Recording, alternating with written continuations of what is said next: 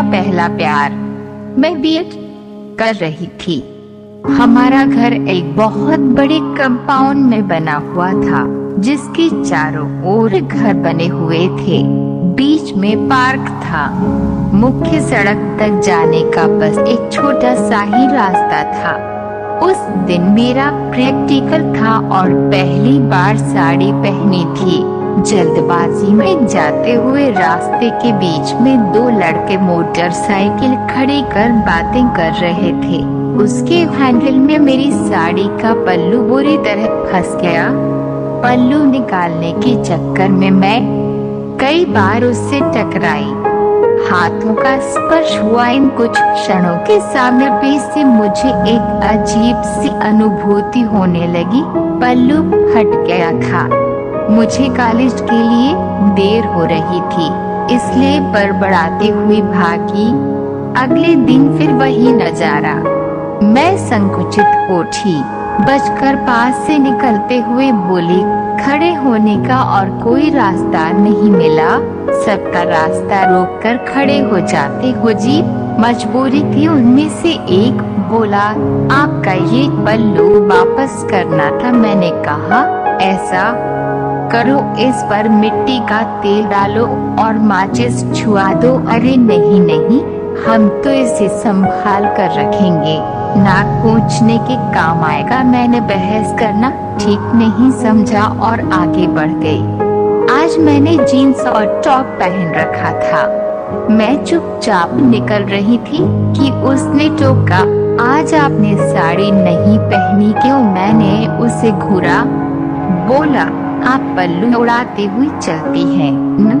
मेरी मोटरसाइकिल कह रही थी, अगर अब पल्लू फंसे तो मेरी झाड़ पोंछ के लिए रखना थोड़ा।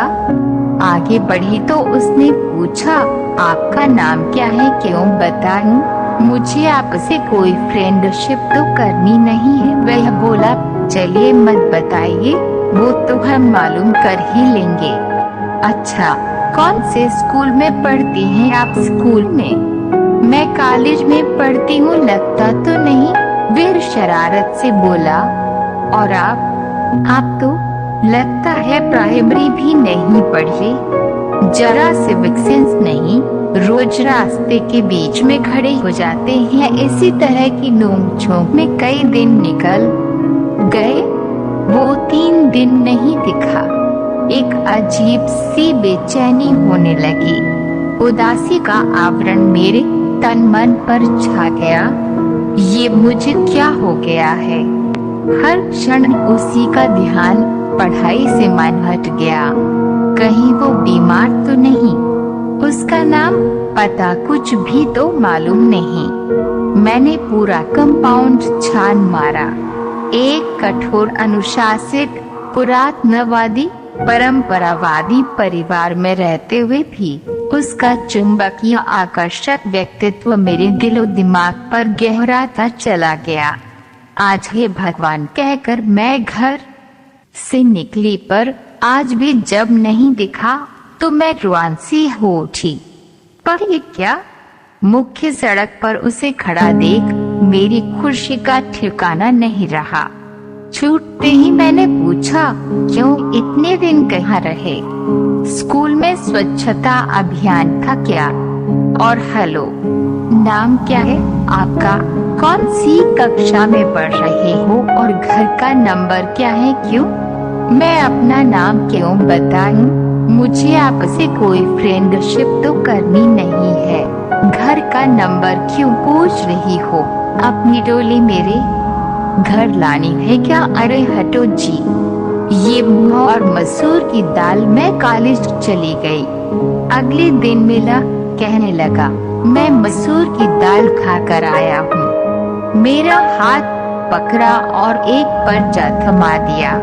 मैंने सोचा जरूर ये प्रेम पत्र होगा। कॉलेज पहुँचते ही जल्दी जल्दी खोलकर पढ़ा, जैसे कोई एप्लीकेशन हो।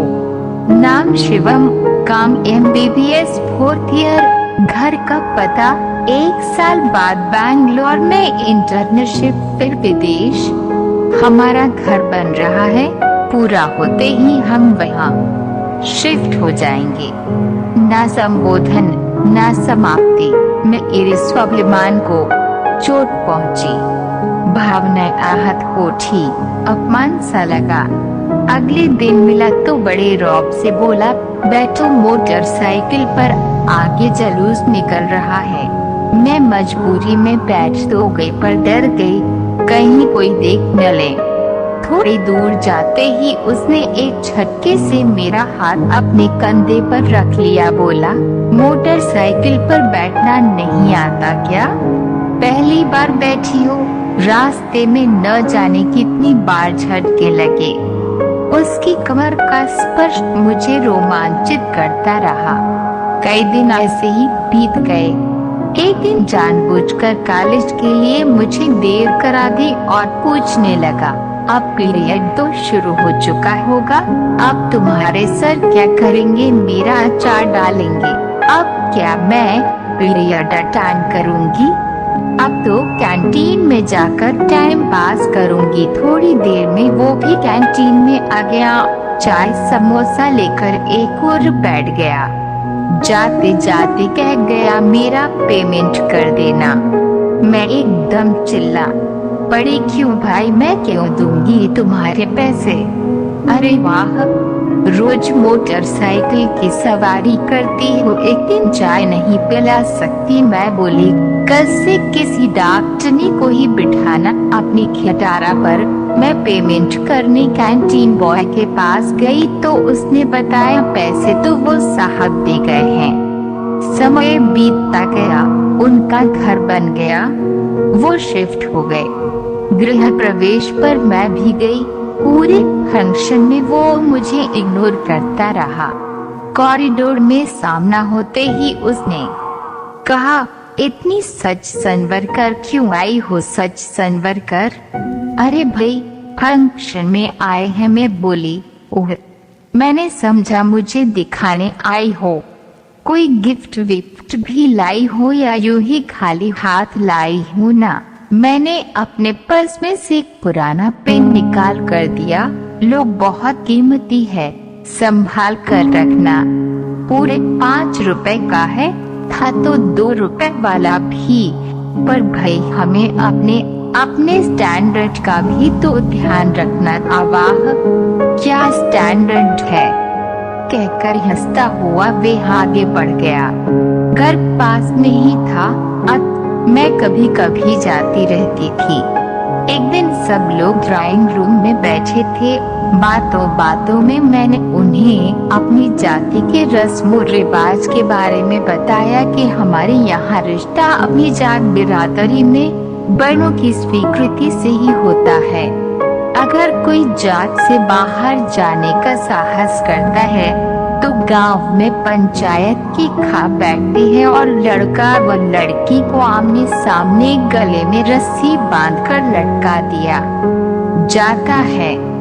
गांव से भाग जाने पर जब भी पकड़ में आते हैं तब भी यही सजा दी जाती है, चाहे उनका बच्चा भी हो जाए। बच्चे को अनाथ आश्रम में भेज दिया जाता है। बड़े लोगों का कहना है कि जात के बाहर शादी करने पर जाति के अपनी विशेषताएं और गुण समाप्त हो जाते हैं। अगर कोई विरोध करता है तो पंचों के लठेत उसे समाप्त कर देते हैं। हमारे घर में रोज ही ऐसी कहानियां सुनाई जाती हैं ताकि हम बच्चे कोई गलत कदम उठाने की हिम्मत कर बैठें। शिवम विदेश चले गए। कई वर्ष बीत गए। मेरी शादी हो गई, मैं माँ बन गई। एक दिन बाजार में अचानक उनकी मम्मी मिल गई। कहने लगी, शिवम आने वाला है, वह बहुत बड़ा सर्जन बन गया है, उसे इनाम मिलने वाला है। और शादी? मेरे पूछने पर वो कहने लगी, नहीं करता। कहता है शादी प्रोफेशन में बाधा है। जब मैं मिलने गई तो एक आन पाते ही मैंने पूछा, शादी क्यों नहीं की अब तक? कहने लगा, फिर किसी का पल्लू मोटरसाइकिल में फंसा ही नहीं। मैं गुस्से से बोली, सच सच बताओ, मैं मजाक नहीं कर रही हूँ। मेरे पास आकर अत्यधिक प्यार भरी निगाह से एक अटक मुझे देखते हुए कहने लगा, क्या करता खा बीच में आ गई भारी मन से मैं घर लौट आई।